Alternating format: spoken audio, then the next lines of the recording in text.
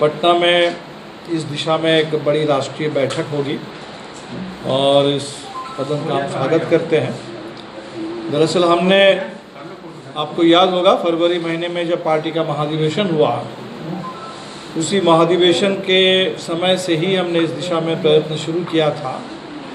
और हमें खुशी है कि इस मामले में जो भी गतिरोध था वो टूट रहा है और एक बेहतर माहौल में एक व्यापक विपक्षी एकता जिसकी ज़रूरत है, हम उस दिशा में आगे बढ़ रहे हैं। बिहार के बाहर की बात करें, आप देख रहे हैं कि पिछले 6 हफ्ते से मणिपुर जल रहा है, 3 मई से, और ये बिल्कुल समझ में आने लायक बात नहीं है कि देश के प्रधानमंत्री जो हमेशा चुनाव रैली में जाते हैं, जिस प्रदेश में जाते हैं उसी प्रदेश के हो जाते हैं, वहीं के पूरे पहन लेते हैं कपड़े, और ख़ासकर नॉर्थ ईस्ट के बारे में लगातार कह रहे हैं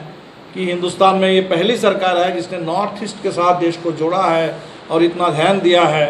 और आज मणिपुर जब 6 हफ्ते से जल रहा है तो प्रधानमंत्री ने एक शब्द अभी तक मणिपुर के बारे में बोला नहीं, तो बहुत ही गंभीर परिस्थिति है और लग नहीं रहा है कि वहाँ, वैसे तो 355 के तहत केंद्र सरकार ने पूरे पावर्स अपने हाथ में ले लिया है, लेकिन फिर भी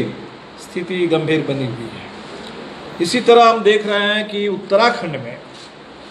आज 15 तारीख है मुद्दा, और अभी तक अचानक एक खबर आई कि अमित शाह के साथ रात में क्या बात हुई, लेकिन कोई कार्रवाई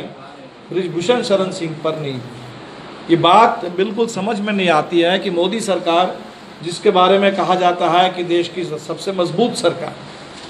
और वो सरकार एक माफिया सांसद के आगे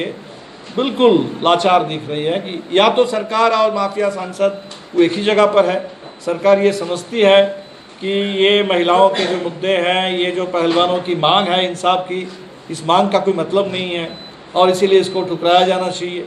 या तो यही सरकार की समझ है, और नहीं तो सरकार इस कदर बृजभूषण शरण सिंह से डरी हुई है कि अभी तक जो उनको जेल के अंदर होना चाहिए था कोई कार्रवाई नहीं करी। तो बिल्कुल सरकार के दो नारे, एक नारा बेटी बचाओ बेटी पढ़ाओ, वो भी बिल्कुल खोखला दिख रहा है, और उत्तर प्रदेश में जो इनका दावा है कि हम माफिया मुक्त उत्तर प्रदेश बना रहे हैं, किसी अतीक अहमद की बिना कानून के परवाह करके, न्यायिक प्रक्रिया की परवाह किए बगैर देर रात में जिस तरह से एनकाउंटर करके उनकी हत्या कर दी गई,